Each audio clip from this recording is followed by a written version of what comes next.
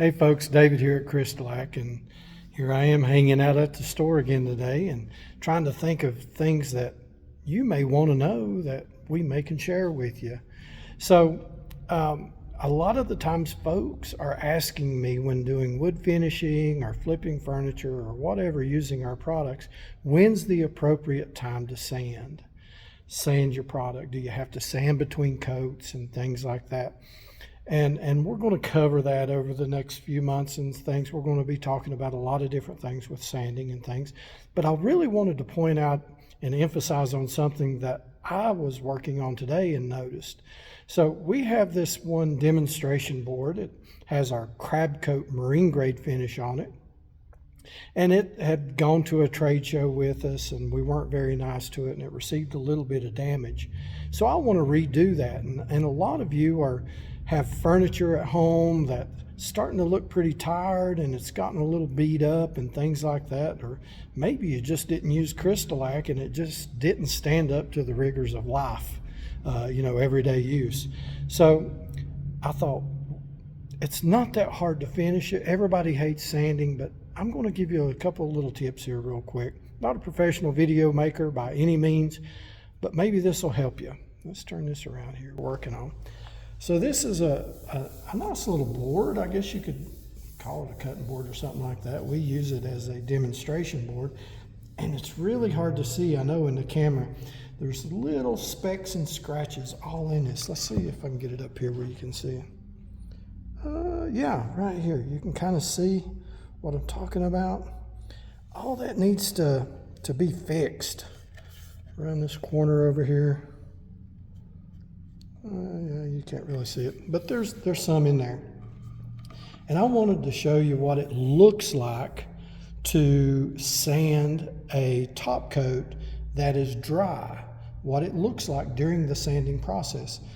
Now, the first thing that I always go to is, of course, our CrystaLac sandpaper. We have 400, 800, and I think we've got some 180 grit sandpaper, but 400, 600, 800, somewhere in there is what we typically use here. Nothing more than that. It's a really nice sandpaper. It's got a foam back on the back of it. It's really nice for your hands to hang on to and give you a level finish. But in doing our demonstration boards, I like to ensure that they're really super level. So I always take one of our 220 sanding sponges and put right in the middle of that, kind of hold up. See what the nice level surface that gives you?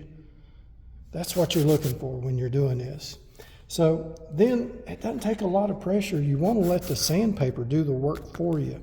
And the thing you're looking for, and especially if you're doing a new project, is you want to make sure that it's dry. If it's not really dry, you're not going to get a good sand on it if it's not ready. Now this has been on here a long time, so it's fine to sand. But if it's just been a couple of hours since your last coat and maybe a bug landed in it, or you dropped something on it and messed it up, or got some dust nibs or something like that, some trash, dog hair or something, a beard hair in my situation has flown into it, and you need to get that out of it and you want to sand. You want to make sure it's good and dry.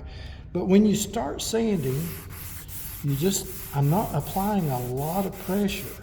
I'm just letting the sandpaper do the work. And in a second, look at that white powder coming up. You see that white powder? I'm going from one end to the other, giving it a good, just equal pressure, nothing very hard. I'm not going to tear my shoulder out. And I'm just working on those damaged areas right there to get that leveled out and ready to be refinished. So whether you're working on your dining room table, a chair, a desk, or anything like that has an existing finish on it, but it's received some damage, and you just want to freshen it up and make it look a little better, I'm going to concentrate in this area right here. Now notice I try to keep my sandpaper as level as I can through the whole process. Look at all this little fine powder coming up. That's a CrystaLac product that's dried properly, and you're sanding properly when you see that. If you don't see that, if it's digging into the finish, or if it's sticking to your sandpaper, see, that's not sticking to the sandpaper at all.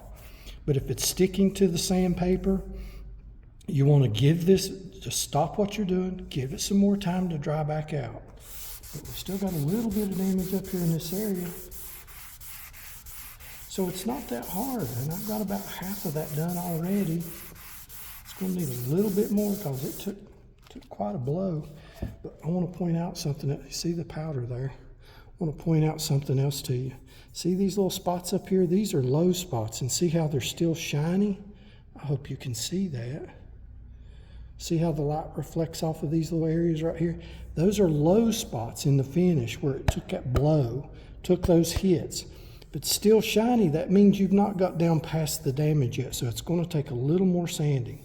Just do that. Now you can step up. I think this is 600 grit. You can take it down to 400 grit, or even try the sanding pad. Oh, hey, while we're at it, let's do that, because these are pretty deep. I'm just going to take this 220 sanding pad. I'm not applying a lot of pressure, and I'm mainly focusing on the damaged areas there. Just like that, and I can see them disappearing right before my eyes. And once I get those areas that I no longer see that shiny part, no longer see it, then this is 220, so that's pretty coarse. I'm going to go back to my 400, put my block back in it. A lot of people ask me if it's important to go with the grain or against the grain. To me, now this is just the old man CrystaLac talking here. Once your top coat's on it, it's really not going to make that much difference which way you sand. I typically try to go with the grain, but if it's a piece that you can't do that with, don't worry with it. You're just doing light pressure on the top coat itself. You're not trying to get down into the color. This doesn't have any on it or anything like that, a stain. You're not trying to get down in there. You're just doing a light pressure and taking those layers off.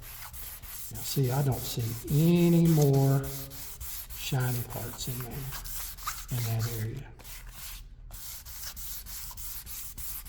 There we go.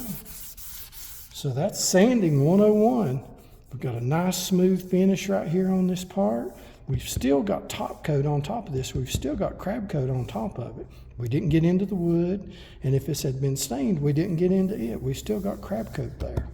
So I'm going to finish this board out today before quitting time, and head on home here in a little bit. I'm going to finish sanding this out and maybe put me a coat of crab coat on. I'll probably put 2 more coats on there of gloss. Heck, I may even do satin on the bottom and gloss on the top. I don't know. We'll do another video maybe. But thank you all for watching. If you have any questions or comments, please drop them in the comment section below. Or you can go to CrystaLac.com, visit the CrystaLacAcademy.com, and all kinds of great information on all the wonderful products we make here at CrystaLac. Hope everybody has a great day. Bye.